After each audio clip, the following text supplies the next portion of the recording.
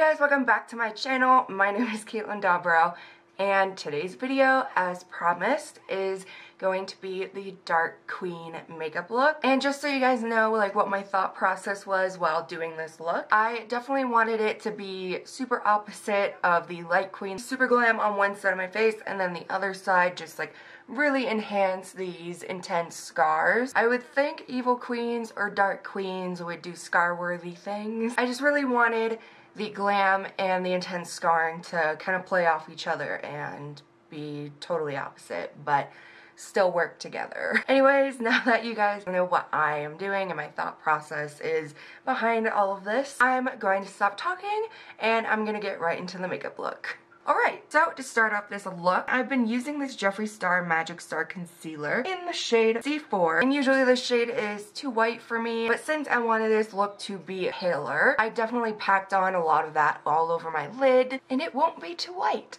Then taking this Morphe M173 brush, and I'm blending that concealer out upwards towards my brow, as well as hitting that inner corner.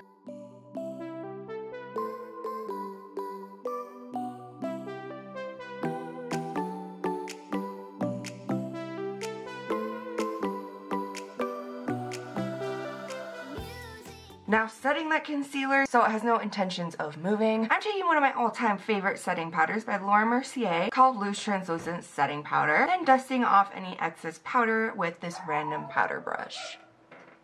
Now to start adding some color to my lid. I actually didn't want to use many, if any, CoverGirl products for this part. I actually had attempted this look twice with only CoverGirl products and didn't really work out. The first time of doing this look, I found out that the black eyeshadows aren't necessarily the greatest. I had already covered my whole lid with this CoverGirl Exhibitionist Liquid Glitter eyeshadow, and it was a super intense, gorgeous black color. And my plan was to blend out the edges of that liquid eyeshadow with a regular powder black eyeshadow from one of the CoverGirl palettes, but unfortunately that powder black just wasn't black enough, and you could actually see the separation between the powder eyeshadow and liquid eyeshadow. They just weren't meshing. So I was pretty much just over that and tried again the next time. So the second time I figured I would just use a super dense brush and try to pack on that powder black to make it darker, and once again I had that black glitter base, and I started to really press that powder black eyeshadow into the edges of the liquid eyeshadow. And I guess from all the smudging and pressing and trying to get this eyeshadow dark enough, the liquid eyeshadow just started flaking off and revealed pink skin colored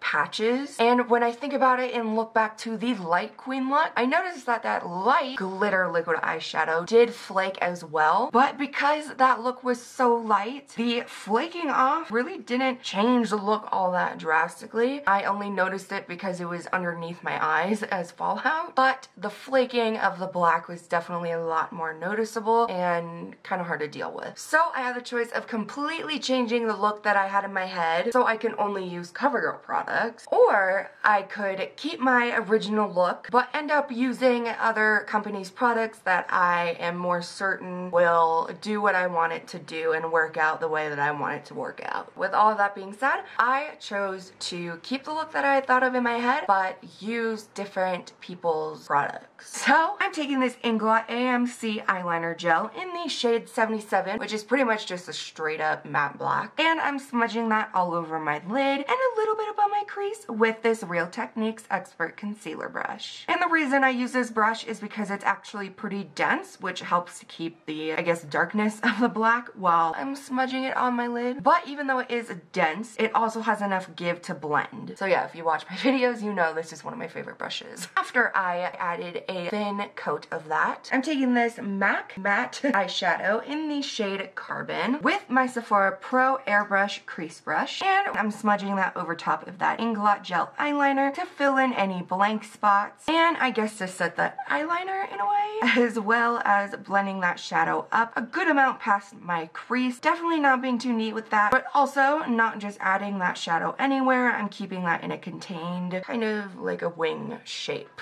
Next, taking my Makeup Forever Large 242 blending brush with no product on it whatsoever, and I started to blend out the edges of that black eyeshadow.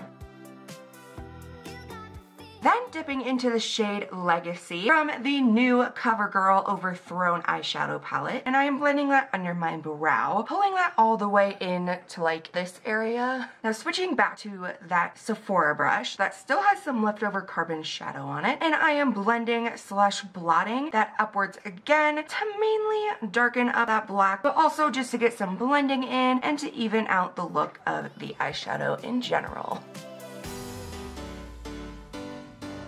And yeah, I pretty much repeated those two steps with adding the light gold to my brow area until it turned actually pretty metallic looking, and then blending slash darkening up that black until I was satisfied with the overall look. And then of course I had to do my other eye, and I ended up blending that eye to filth. So it definitely did not end up looking like my other eye. It's all pretty and nice. So to match the blended to filth eye, I had to blend the other eye to filth. And just a couple more things before moving on to the next step. I added that light gold into my eyebrows as well as underneath them, just so you know. And then the coolest thing happened. From the layers of the black then gold then black then gold, the eyeshadow ended up having a pretty cool effect to it. Like if I'm looking like straight forward, straight at you, all the way up to my brow, it looked like blended out black eyeshadow. But when I turn my head, that black that's right under my brow hits the light and shifts to that gold eyeshadow color. I don't know how it happened. I think it was the layering, but it was really cool.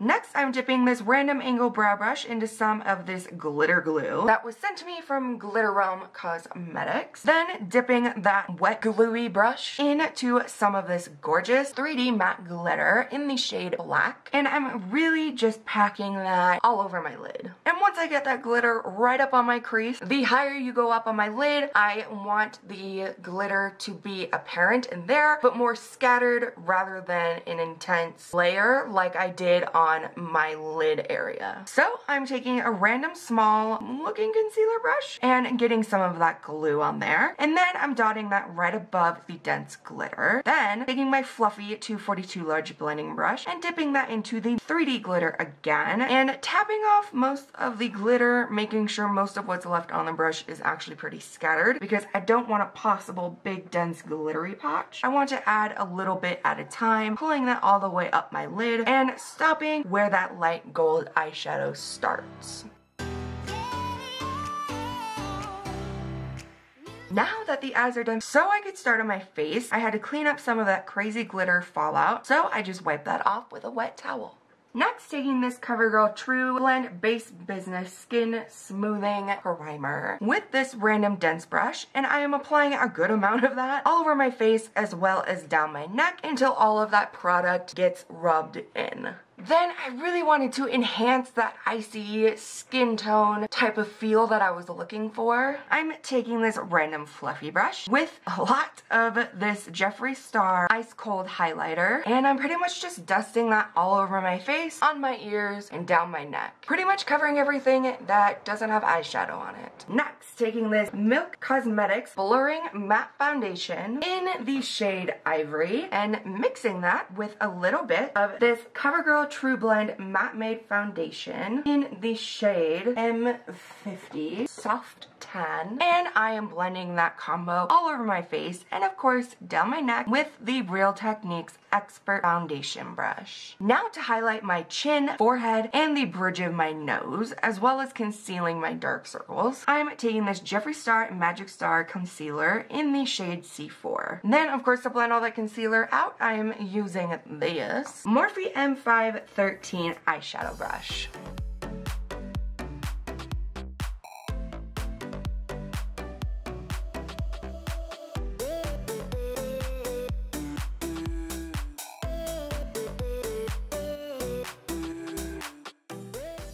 Then, of course, to set that concealer, I'm taking a random dense brush with some of that Laura Mercier Loose Translucent Setting Powder, and I am pressing that powder mainly under my eyes and on my smile lines, so those areas are less inclined to crease up. Then to brush off any excess powder, I'm dusting off those pressed in areas with this fluffy brush. And then to set the foundation, I took a little bit of that loose translucent powder and dusted that all over the rest of my face. Okay, now that my face is wonderfully blank, I really wanted to bring back and enhance my natural scarring on the left side of my face, definitely because it's more intense. So I'm switching between that 242 brush and this Inglot 10S brush with a mixture of the shades Ruthless and Exposed from the other new CoverGirl palette called Revolution. And I'm really just darkening up the inside of my scars, I guess you could say, with those two colors.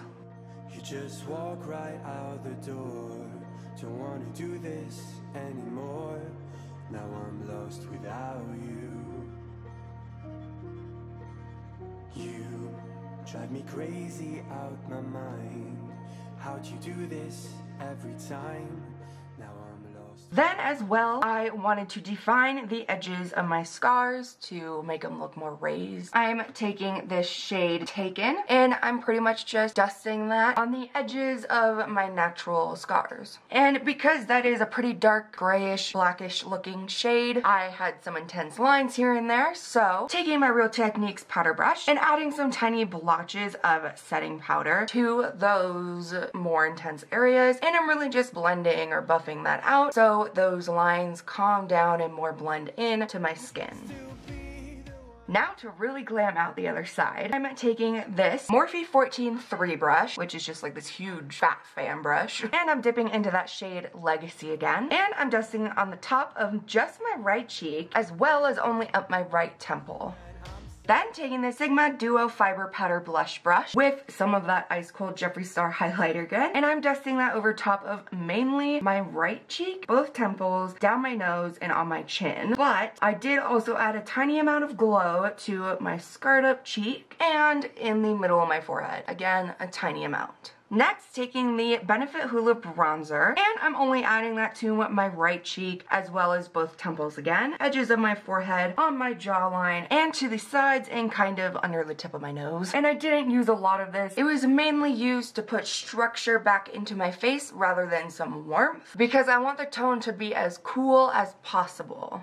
Okay, now that the face is done, I'm going to quickly jump back into my eyes using that Inglot gel eyeliner again with this Makeup Forever small straight brush. And I'm very carefully smudging that under my lower lash line, stopping maybe I'd say about 75% of the way, as well as dragging that outwards, blending / connecting that to the upper black. And then taking that black carbon eyeshadow again, and I carefully blended out the edges of that gel eyeliner, making sure to keep that black as close to my lash line as possible, really not dragging it down too far at all. Then to highlight my inner corner and to finish off the rest of my lower lash line, I am taking that light gold eyeshadow again, and I'm blending that into the black so those two colors mesh together. Now lastly for the eyes, I'm taking this Lash Blast Active Mascara in the shade Black, and I'm just applying that to my top and bottom lashes.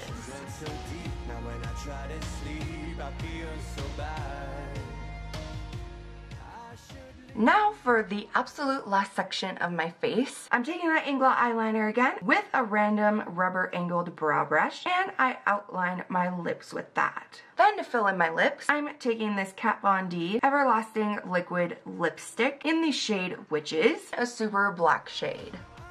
And instead of leaving the lips just a plain black, I really wanted to add some gold on there and kind of incorporate it with the gold crown and the other gold that's on my eyes. So I'm taking that shade Legacy and mainly dusting that on my top lip line and the middle of my bottom lip, then blotting my lips together so it all kind of blends out. And then I felt like the lips were a little bit too warm with all that gold on it, so I kind of wanted to add a little bit more to it, not a whole lot, hopefully make it blend and work more together rather than kind of seeming to fight with each other. So I added a thin layer of that glitter primer and then taking that fluffy 242 brush again and dipping into that matte glitter and blotting that all over my lips. I really could have added a lot more of that so it seemed to work more with the look, but I'm still very happy with how this look came out.